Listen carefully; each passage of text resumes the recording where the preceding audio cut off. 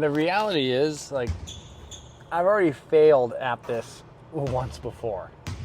All right, I had my playing career. I wasn't good enough in college.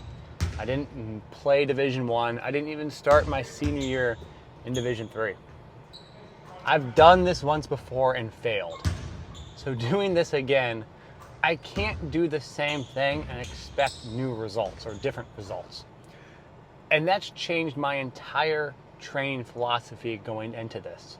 It's very different than it was the first time. When I first trained, I didn't know what I was doing. I didn't know why I did things. I just did things. The philosophy behind this training is truly about getting better, which means I'm going to do tough things that I am not good at in training. Because if I was already good at it, I wouldn't need to train it. My emotions behind training are much different. I accept failure, not in the sense that I'm okay failing, but in the sense that if I'm failing, it means I'm doing something tough enough that's making me fail.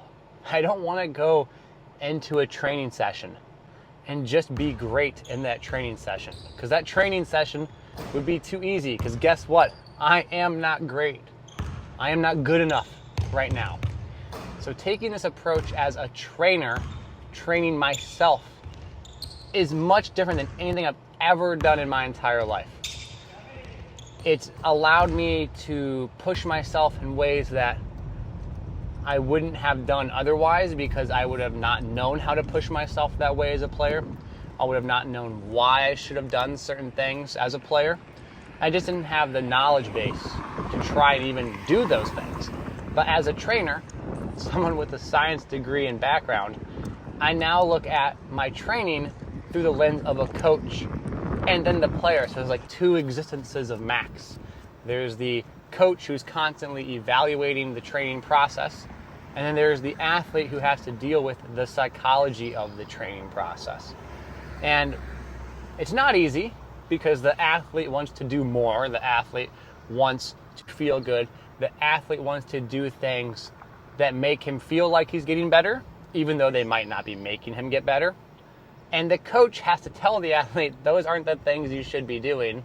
You should be doing X, Y, and Z, and that's going to help you actually get better. And so the existence of two Maxes, the actionable Max and the reflective Max, seem to exist at the same time. I know it sounds kind of weird, but that's how I feel about this. And the more I can remain in the coaching mindset, I feel like the better chance I have, because the athlete Max already failed at this. The athlete Max did not make it before. But the coach Max has a good game plan, and we're going to use that game plan to get somewhere. So, coach Max, athlete Max have to exist together, which is why when you see these workouts, you see drills that are different. You see me missing shots, taking tough shots, because my philosophy behind training's changed greatly. There's also a level of urgency that I've never experienced before. It's not the same as when you were a player and you're getting ready for this season, because you know what you're going into. With this process, there's a level of unknown. Because I've been gone for so long from the game and trying to jump in the game at a much higher level than I played at, there's an aspect to it that feels a little bit off-putting. Part of that process is trusting the process and having faith in what you're doing, and what you're doing is going to help you be prepared, and being prepared is all I can really ask for.